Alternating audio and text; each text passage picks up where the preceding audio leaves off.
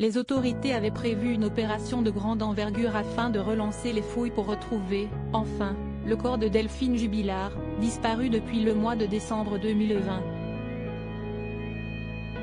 Cependant, le contexte météorologique a retardé sa mise en place. Un coup très dur pour les proches de la jeune femme dont le mari est actuellement incarcéré pour homicide par conjoint. L'opération, attendue de pied ferme par les proches de Delphine Jubilard, n'a pas eu lieu. Pour le moment. En effet, ce lundi 14 mars 2022, des drones suréquipés avaient pour mission de survoler la commune de Cagnac-les-Mines où vivait l'infirmière de 33 ans, disparue depuis la nuit du 15 au 16 décembre 2020.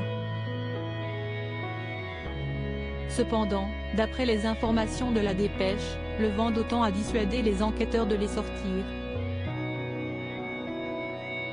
Une immense déception pour l'entourage de la maman de Louis et Elia, qui attendent depuis des mois de retrouver le corps de l'épouse de Cédric Jubilard, actuellement incarcéré pour homicide par conjoint à Toulouse.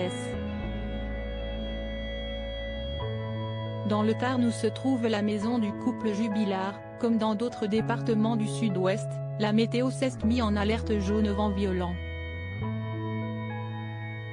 Ces rafales sont modérées mais empêchent pour le moment les enquêteurs d'utiliser leurs drones.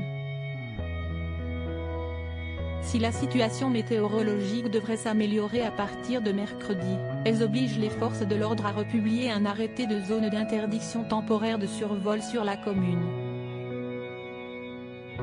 L'opération, menée par les enquêteurs de la section de recherche de Toulouse, se compose de drones de haute technologie, fournis par l'Institut de recherche criminelle de la gendarmerie, IRCAG, qui sont équipés de caméras thermiques et multispectrales capables de repérer des endroits où la Terre a été retournée, précise le quotidien. Aucune faille géologique qui compose la région et rend difficile les recherches ne devrait pouvoir résister à ces engins puissants. Précédemment, d'importantes fouilles ont déjà eu lieu, en vain, par les autorités qui ont fait appel aux gendarmes et militaires.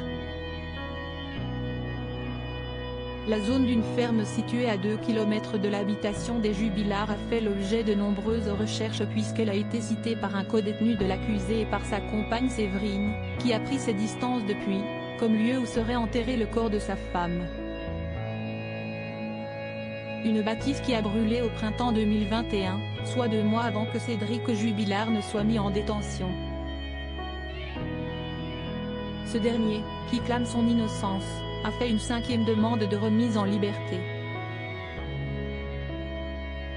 Ses avocats s'insurgent du fait qu'il soit retenu depuis autant de mois sans preuve physique et solide sur la disparition de celle avec qui il s'est marié et qui comptait divorcer de lui avant de disparaître mystérieusement une nuit de décembre.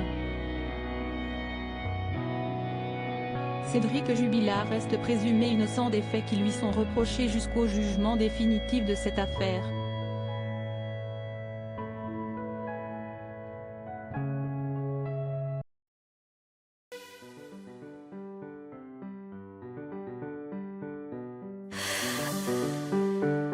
The man I love just had a heart